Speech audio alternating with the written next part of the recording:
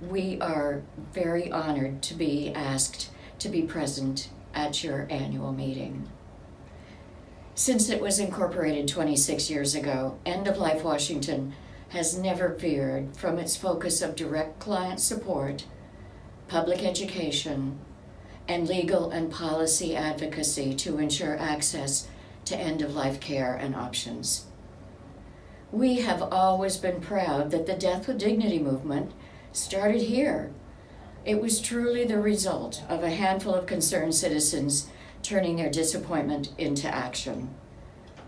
Their intention was not to create the movement that it is today, but simply to offer their fellow human beings in distress an opportunity for something other than a miserable, extended, painful death. These citizens were members of the Seattle Hemlock Society, who put forth an Aid in Dying initiative to the public in 1991. It failed at the polls, but that didn't stop them from forming Compassion and Choices to do on their own what was proposed in the initiative. It was then up to the state of Oregon, who learned from our failure, to be the first state to actually enact such a law 6 years later. And then, turnaround being fair play, Washington used the wonderful 10 years of experience in Oregon to demonstrate that such a law was indeed in the public interest. Washington passed its own Death with Dignity Act in 2008 with almost a 60% voter approval. Our work has continued, just on a much larger scale. We broke away from the National Compassion and Choices and changed our name to End of Life Washington. We have become the go-to source for all things death with dignity and end of life in this state. Fully 85% of those who used the law were our clients. We have been a resource to our peers in Oregon and California and other states as they follow many of the practices and procedures we developed over the years. Currently, we are preparing for the future by conducting an organizational assessment to ensure we are taking full advantage of our volunteer and financial resources. Our future goals include the state's health care plan covering the cost of the Death with Dignity medications, continue to expand our work throughout the state of Washington, and maintain our efforts to have the Washington State Legislature pass the Protecting Patient Safety Bill. It would protect willing providers from retaliation by their employer for making information about the full range of end-of-life options available. Thank you. In 2002, my dad came up to my house to visit one day, and he sat down in this chair, and he said, I have to have my knee replaced. Anything particular you have in mind? And he said, well, I'm not going to be able to go skiing this year out west. Jenny and I, my mom, and he were not going to be able to go skiing out west. So I need something else to do. And then he looked at me with a twinkle in his eye, and he said, so let's make some trouble. And I said, well, what kind of trouble do you have in mind this time? And he said, well, I'd really like to get one of those Oregon-style Death with Dignity laws passed here in Vermont. You know, we could do that this year, and then next year my knee will be fine, and I'll go skiing out west again. And I said, well, Dad, I think it's going to take more than a year. And he said, well, who could possibly be against it? And I said, well, I think you're going to find out. Anyway, that was the start of Patient Choices Vermont in 2002. It took 11 years for Act 39 to be passed. A lot of work. My mother and my father led this organization, which eventually had thousands of people involved. And we had many hearings at the legislature. Great people from Oregon came to testify. There were doctors and legislators and people with experience with medical aid in dying. Many people told their stories, and yes, the opposition did appear, and my parents learned who could possibly oppose this legislation. But in any event, the law was finally passed in 2013, and Governor Peter Shumlin signed it. And I'm a cheap governor, but I'm going to use 3 pens on this one.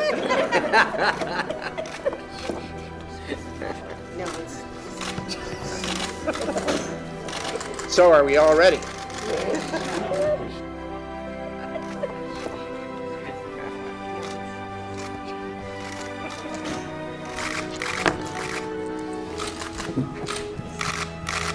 Wow. Go team, it's law.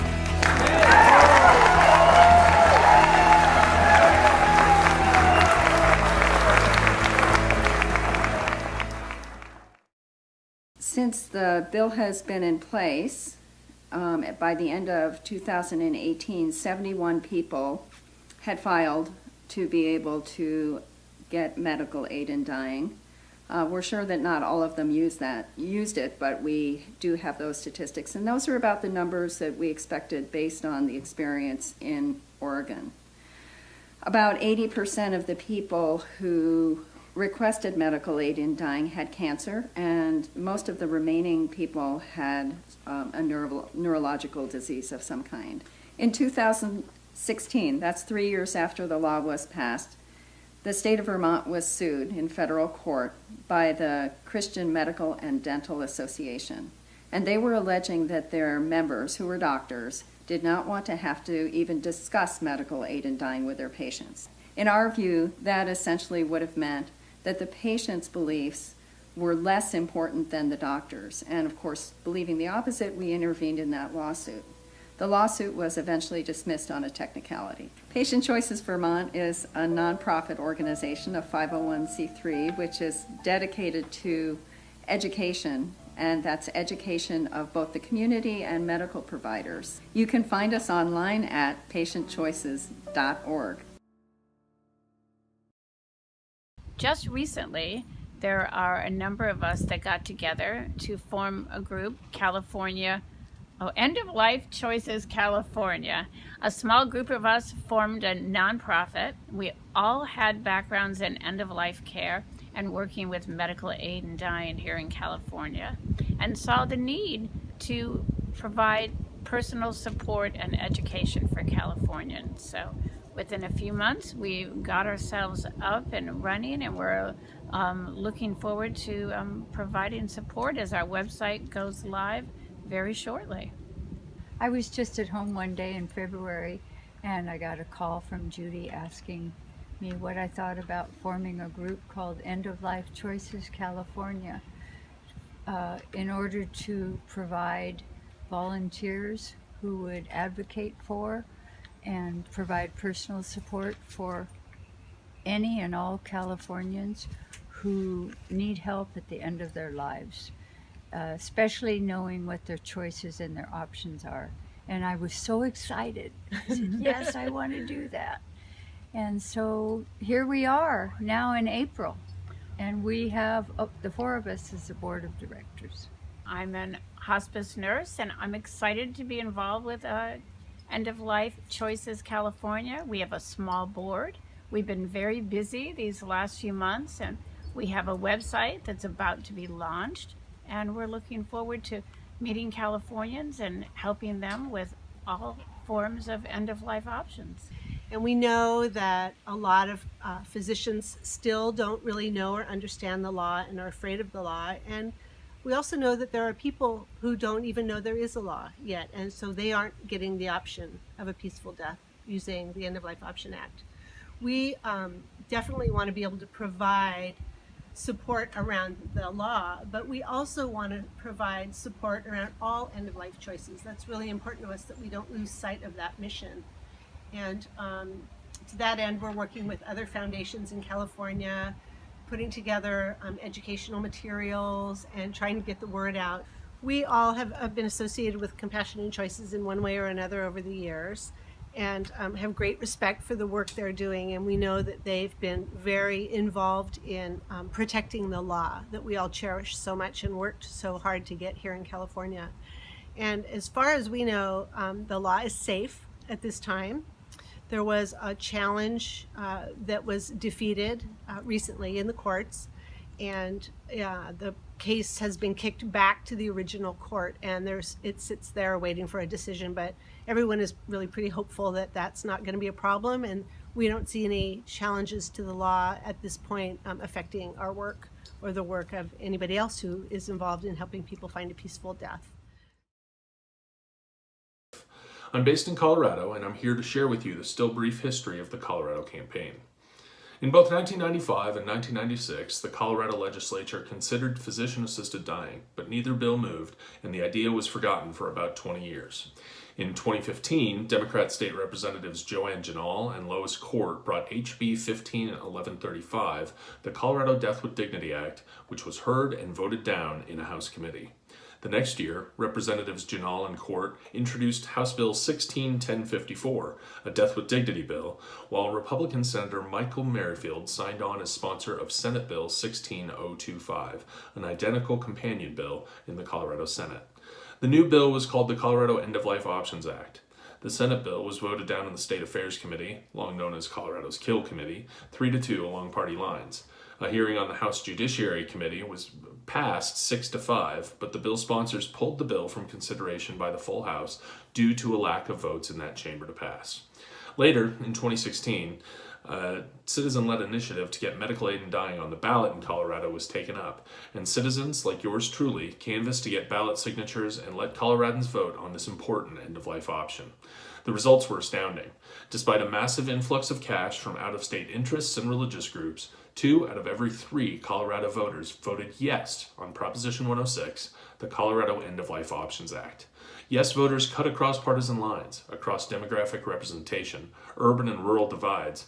It was an overwhelming victory. Prop 106 received more yes votes than any ballot measure in the history of the state. Then the real battle began. Compassion and Choices, along with our volunteers across the state, began working immediately to help facilities and systems to implement policies supportive of patient choice. And while we still have much work to do, and while rural communities are still medically underserved in our state, more than 85% of the Colorado population lives within driving distance of a supportive medical facility. With resources like the Find Care tool, Trust Card, and Truth in Treatment programs we're running, people are having their end-of-life discussions with healthcare professionals and family members earlier than ever before, and making sure their values and desires at the end of life are respected. This work continues. I meet weekly with doctors, nurses, hospital boards of directors to discuss medical aid in dying as true person-centered care, and our public outreach volunteers encourage people to speak to their own medical team about what they want at the end of life. Thank you for inviting me to speak to you today, and thank you for all the work that you do.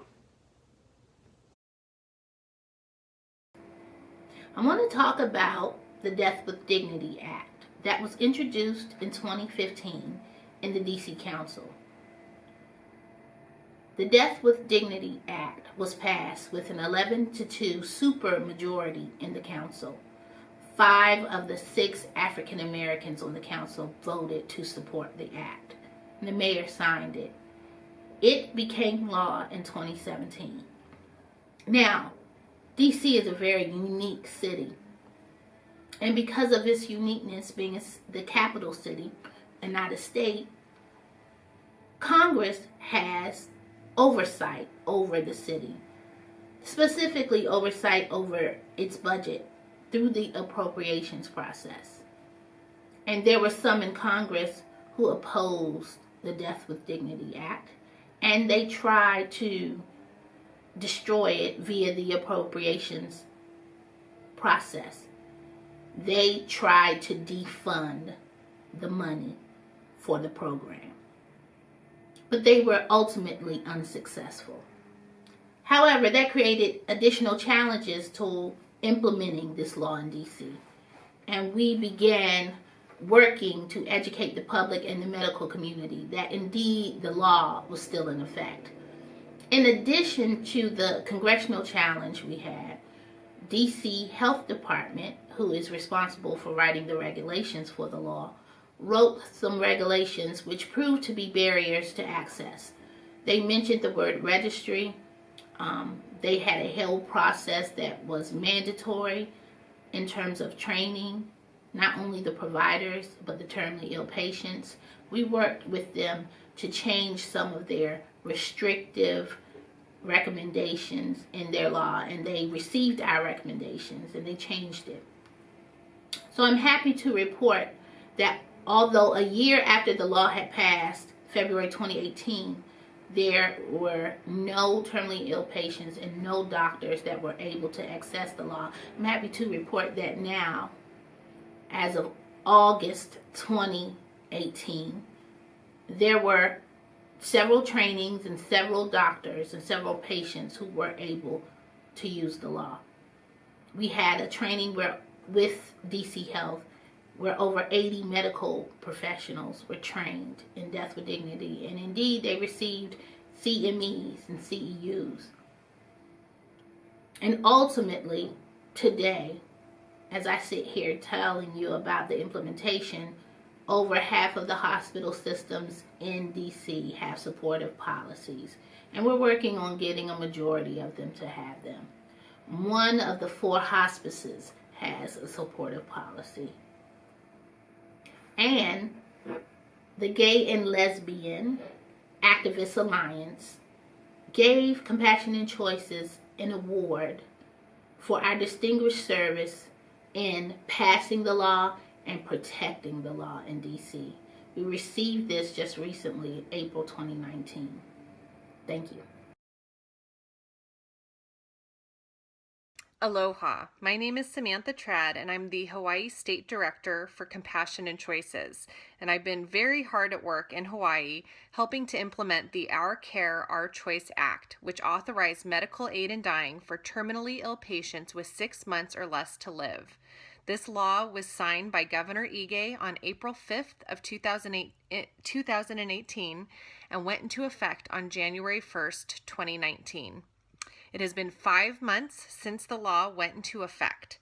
We know that 2 of the largest healthcare systems in Hawaii not only have engaged neutral policies that allow physicians to prescribe medical aid in dying for qualified patients, but they also have excellent procedures in place to help both patients and physicians get through the process.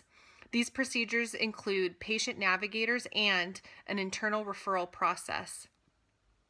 So far, we don't know of any hospices that will allow physicians to prescribe, but we do know that there are several who will allow physicians to be consulting physicians and who will allow staff to be present. MedQuest, the state's Medicaid program, has confirmed that they will reimburse for aid in dying medication, so cost doesn't have to be a barrier for eligible patients interested in the option of medical aid in dying. We have heard of 4 patients who have successfully qualified for the law and have ingested medical aid in dying. The first annual report by the Hawaii Department of Health will be released on or before July 1st, and it will cover the first 6 months that the law has been in effect. So we will know how many physicians have prescribed and how many patients have gotten a prescription for medical aid in dying.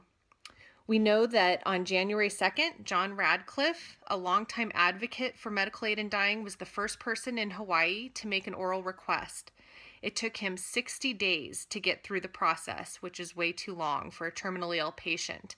However, we learned recently that a patient made their oral request and was able to qualify for medical aid in dying and get their prescription and medication in hand in 22 days, which is the minimum amount of time a person can get through the process and get medical aid in dying once they've qualified.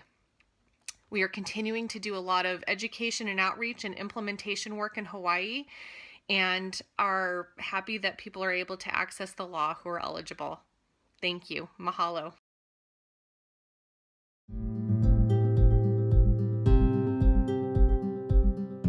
"2018 was another banner year for Compassion and Choices. After 20 years of trying to pass a medical aid in dying law in Hawaii, we led the grassroots campaign that enabled the Aloha State to become the 8th jurisdiction to authorize this end-of-life care option. Time is long past to pass this bill. Let's do it for the people like my mother who didn't have the opportunity to choose for herself. To capitalize on our momentum, the Compassion and Choices Board of Directors adopted a brand new strategic plan. We put forth a bold objective that within 10 years, half the population in this country would have access to medical aid in dying. While our pace for progress has accelerated, it has emboldened our opponents. They come at us with legislation, litigation, subpoenas, regulatory roadblocks, and each and every time we are able to defeat them because of your support. In fact, our opponents, who filed a lawsuit seeking to invalidate the California End-of-Life Option Act, won a court judgment on May 24th. It temporarily suspended the law. People right now that have the medicine don't know, if they take it, are they doing something wrong, or will they come after their wife? Fortunately, our expert legal team sprang into action and filed a notice of appeal that got the law reinstated a week later on June 1st. This is the first time in 20 years that our opponents have been able to halt medical aid in dying in an authorized jurisdiction. We've beaten them back, but this fight will go on for years. We've been fighting the California lawsuit for 2.5 years. We must win this California legal battle, or else our opponents will file similar lawsuits in every state where medical aid in dying is authorized. We also have defeated repeated attempts in Congress to repeal the D.C. Death with Dignity Act, as well as legislative initiatives in California and Colorado to weaken their medical aid in dying laws. Compassion and Choices also expanded and engaged a diverse array of constituents in 2018. Through our Doctors for Dignity program, our doctor advocates persuaded the New York State Academy of Family Physicians to endorse medical aid in dying, and the American Academy of Family Physicians to drop its opposition to it.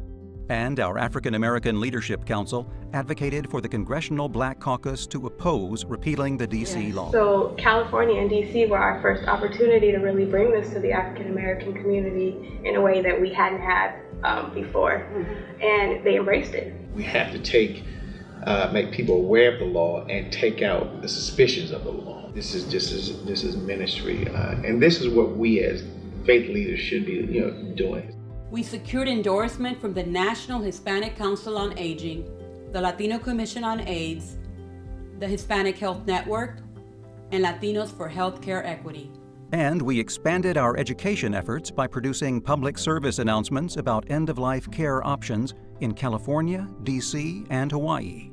Hola, soy Mauricio Ochman. Please share your personal or family story about the need for this law. Compassion and Choices provided expert testimony at implementation hearings in California and D.C. to improve access to their laws. We have created an online Find Care tool. It's an up-to-date list of hospitals, clinics, and hospices that have adopted policies. I had finally found a healthcare professional that personally knew doctors willing to prescribe the medication, in large part due to the Compassion and Choices website. Compassion and Choices held a Week of Compassion in April to urge the D.C. healthcare community to help terminally ill D.C. residents access the D.C. Death with Dignity Act.